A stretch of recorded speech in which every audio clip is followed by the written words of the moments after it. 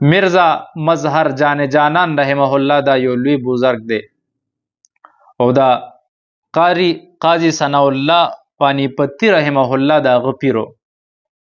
نو د دلی او بادشاه او دا غ وزیرو نو د سره پس خبر اختلاف راغو نو د دا مرزا جان جانان سیب اوویشتو پزې مړ شو دی شهید شولتا. نو چې څنګه دی شهید کو نو بادشاه د شپې خوب کتو چې زه په یو لوی ځنګل کې ولاړم او په اس باندې یو سړی راغه او هغه د اس لګام نیولی و. چې عام یو کتو هغه د مرزا مظهر جانان دی. نو وی بیا یو بل کس راغو چې هغه سره لاس کې توره وه وی ده ته نږدې شو ورته وی ته چا وجلې او ورته دی پلاني وزیر وی هغه حضرت حسین رضی الله تعالی عنہ وی چې هغه کله غشی راویستو دی په دې سینه باندې وویشته او هغه هلته نه واپس شو.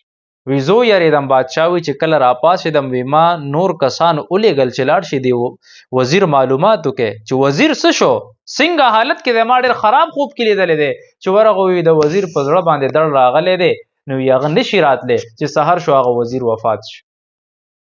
وګوره د علماو بېعزتي کول دا د انسان خپله تباهي او خپل هلاکت دی.